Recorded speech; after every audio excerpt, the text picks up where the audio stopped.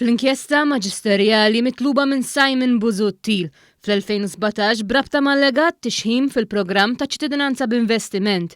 Il-maġistrat inkwirenti ma kienet sabet l-ebda provi li kien hemm tixħim jew korruzzjoni fil-kisba ta' ċittadinanza b'investiment. Dan ħareġ waqt ix-xhieda tal-Ispettur Anne-Marie Xwireb fil-kumpilazzjoni tal-evidenza kontra Brian Tonna, Carl Cini, Manuel Castagna u Catherine Bonding Carter ta' Nexia BT. Matul is-seduta l-ispettur irrakkuntat kif il-pulizija intalbet tinvestiga lill-imputati hekk kif il-maġistrat Natasha Gallia Xiberras ma emnitx l-istqarrijiet mogħtija lilha mill-esponenti ta' Nexia BT u Keith Schembri. L-ispettur spjegat li l-pulizija bdiet tistħarreġ dwar self ta' 100,000 euro li għadda bejn Keith Schembri u Brian Tonna ta' Nexia BT.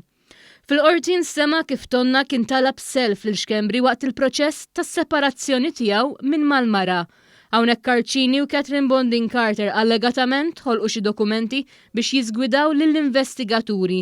L-ispettur spjegat li mill-investigazzjonijiet tagħha irriżulta li Brian Tonna kien iżomm rendikont fuq kollox madankollu ftit instab dwar din it-tranzazzjoni.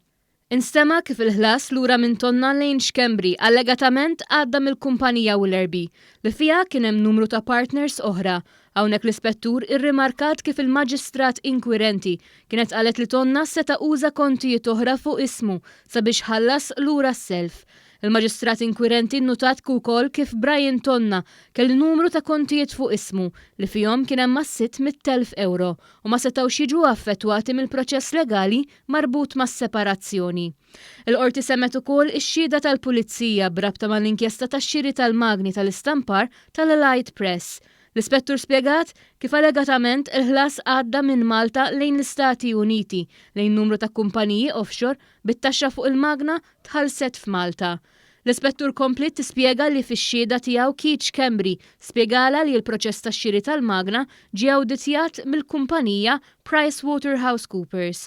Allegatament wara x-xiri ta' dan l-apparat f'Ġunju tal-2010 għaddew $170,000 minn kont ta' Schembri fl-Iżvizzera lejn il-kont tal-eks direttur maniġerjali tal-Allied Newspapers li jippubblikaw it-Times, Adrian Hillman fl-MFSP.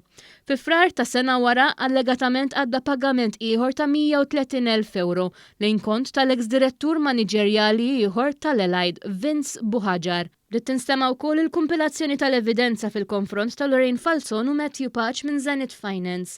Ġie spjegat li f'din il-kumpanija kien hemm il-kontijiet ta' Hillman, Schembri u Buhaġar u ma ġew akkużati b'falsifikar ta' dokumenti u ħasil tal-flus. Hawnhekk l-ispettur Ian Camilleri ppreżenta l-evidenza li hemm fil-konfront taż-żewġ imputati. Wara x-xhieda tiegħu l-avukat difensur Edward Gatt u Mark Vassallo staqsew dwar l-allegat involviment ta' Falzon u Patch f'dan il-każ. L-ispettur ġie mistoqsi dwar ir-regolamenti kontra l-ħasil tal-flus kif kienu fl-2010 u l-2011. Bl-ispettur itenni li ma setax jikkwota dawn ir-regolamenti. Madankollu huwa spjega li xorta saru xi illegalitajiet. Hawnhekk l-ispettur ġie mistoqsi dwar ir-risk assessment li kienet għamlet Falzon. Hawnhekk Dr. Gatt tenna li fil-waqt li dan ma kienx obbligatorju li jsir, dakinhar Falzon xorta għamlet risk assessment. Gatt tenna wkoll li mix-xhieda tal-ispettur jidher li r-reat li allegatament wettqet Falzon kien żball amministrattiv.